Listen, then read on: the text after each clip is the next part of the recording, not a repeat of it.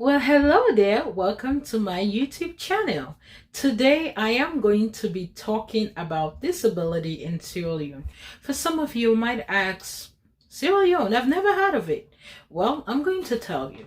Sierra Leone is a country located in West Africa.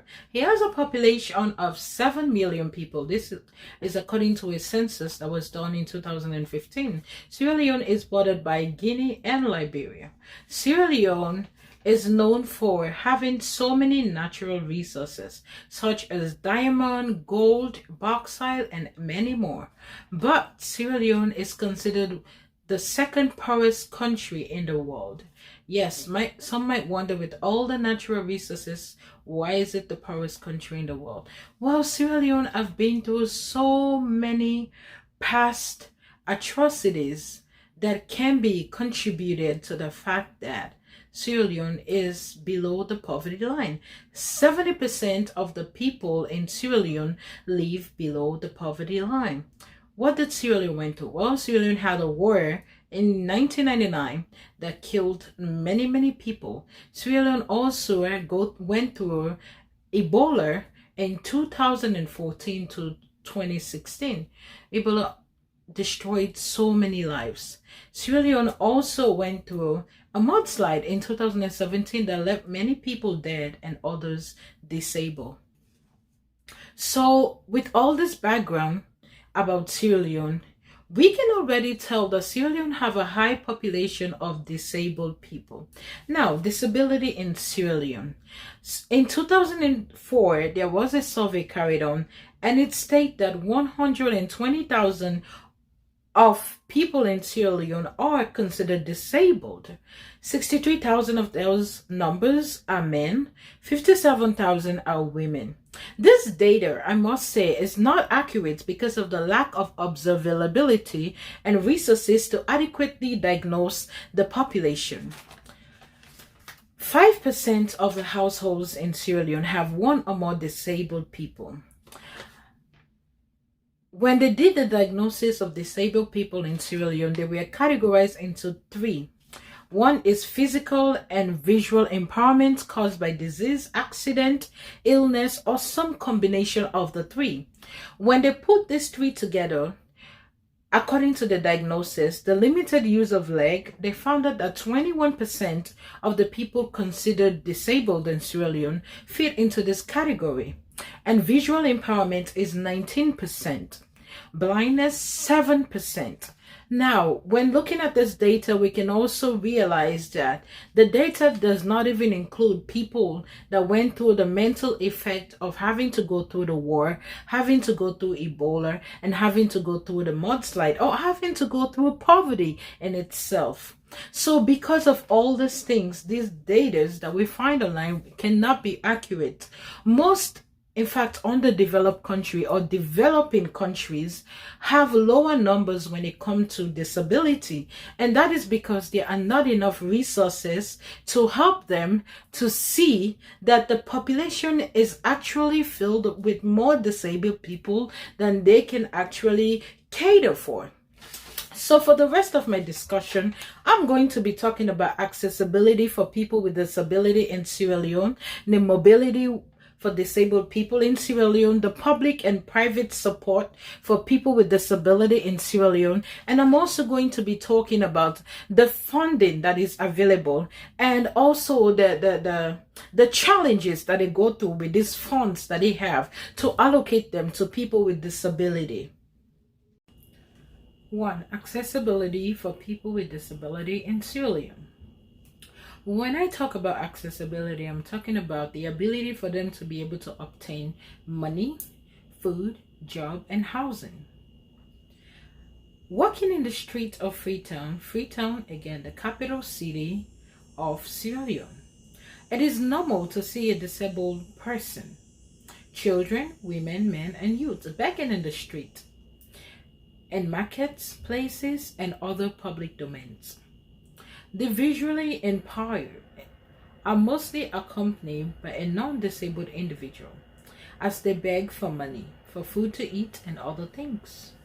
Disabled people in Sierra Leone are mostly without jobs, so the burden falls on family members to take care of them.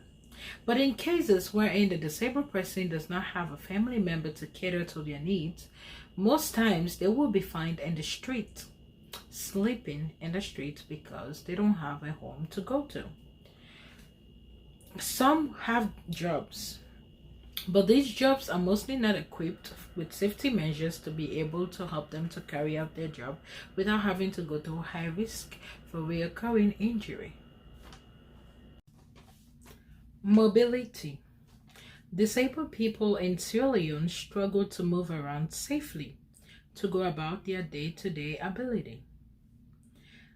There are not enough resources that are available to create a system of independence for disabled people in Sierra Leone. Accessibility in terms of transportation and movement should be given a top priority in disability planning in Sierra Leone, but this, as of now, is in non-existence. According to a survey done by TLC in Sierra Leone, the Truth and Reconciliation Commission, created after the war, it is reported that 50% of disabled people in Sierra Leone require shelter and infrastructural places for quick access. But these places have not been made accessible for people with disability. Housing in Sierra Leone is now built with accessibility in mind for most of the population. When it comes to helping people that are disabled to have access to housing, they mostly rely on physical strength to help that person get into their house or the homes of family members where they stay. Things like elevator and escalator are limited. Elevators are mostly found in high private and government buildings and not in the general housing population. And this is not something that is even talked about among the disability population because, again, the country is poor and is struggling, and so the government often focuses on helping them with the basic things that they need in life, and so accessibility is not of priority. The public sector and private sector support for people with disability in Sierra Leone. Before the war, support for people with disability was limited. But after the war, it's only focused on people with physical disability caused by the war or an accident. People who are not found under the umbrella of physical disability are left to take care of themselves, who are left to feed in the street. Oftentimes, you will see a mentally disabled person eating from the gutters in the street and also eating food that are not good for them from the dustbin. So resources are now made available to help those with mental disorders to be able to be in an environment that the main key support is for them to recover. Now to the public sector. The public sector normally provides limited governmental programs to provide for basic social services to disabled people. This is due to the lack of resources which I've mentioned in this video. But the governments do have programs that support victims of war. And some of these victims, or majority of these victims of war, are disabled people. Private sector programs. Private sector programs can result in reduced credibility. This is due to the fact that some of the funds made available through donors coming from America and all other countries are often hijacked by other people that are not even disabled, and they normally do not utilize these funds the way that it needs to be utilized. When it comes to the public sector funding, like in most parts of the world, disabled people, the movement eventually becomes silent.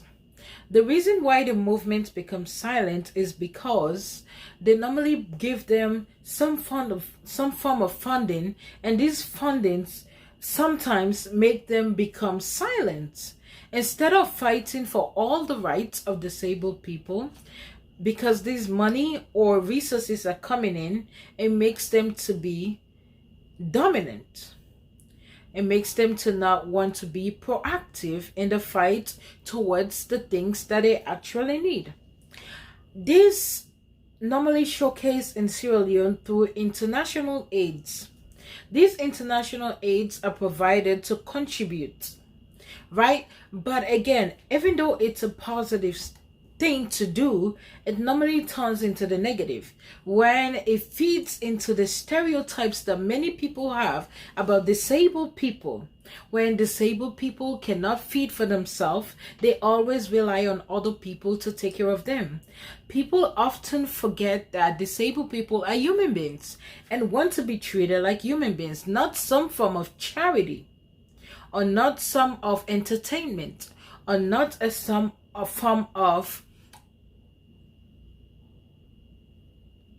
inspiration, but they want to be seen as full human beings that are capable of taking care of themselves, taking care of the people around them, and being able to positively impact the society and the community around them.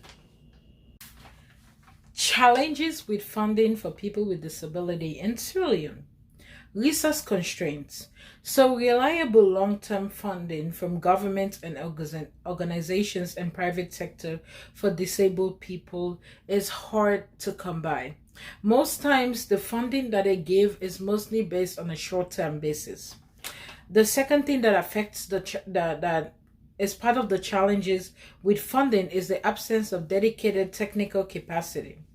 So these are like specific strategies to help the educational and health issues for disabled people. So like they normally experience lack of good hospitals, which is not only affected by disabled people, but the rest of the population of Sierra Leone. There's a lack of accessible building, which is specific for disabled people. So there's also this ability to just rely on donors, which cannot be as effective in case we have a global crisis. How are these funds going to be available to do what they're supposed to do to help the disability community in Sierra Leone? There's also the issue of inclusive approach by government agencies, and that include employment opportunities, educational achievement. So they don't have the funding to be able to help disabled people to be employed. They don't have the funding to be able to help them to go to school and achieve their get educational achievement. They also lack training programs and rehabilitation centers for people to have access to further help the disabled community.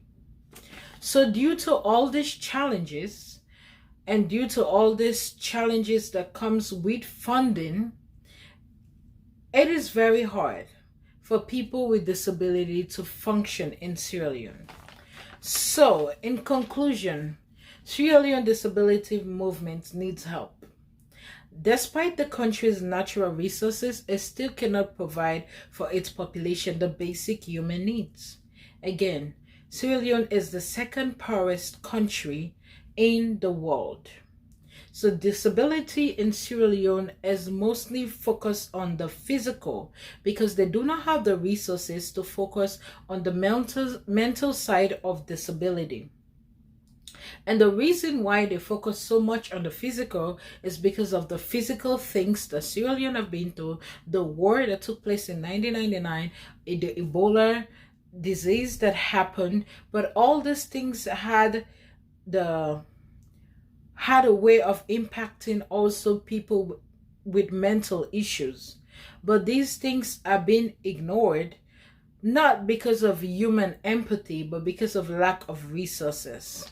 So the private and public sector are trying, but the resources are limited in order to help disabled people in Sierra Leone. No one should beg on the streets for their next meal. Not a normal person that is considered normal according to society, nor a disabled person. Everyone should be able to have access to food, water, and shelter. But as we have learned, all these resources are not available for the common person in the street talk less of a disabled person that may need some form of assistance. The disabled movement in Sierra Leone face many challenges: funding, infrastructural buildings, social assistance, and training programs for the disabled. In conclusion, disability is not inability, but showcase a different ability within people found in that community. Thank you very much for watching, and I hope you learn one or two things about disability in Sierra Leone. And I hope as you have been informed about what is happening in this small country called Sierra Leone, that you will be able to help in whatever way, even if it's by spreading the knowledge of, like, yes, disabled people in Sierra Leone need to be recognized, need to be helped, not in a form of just charity, but in a form of empowerment that will help them to live an independent life. Thank you very much.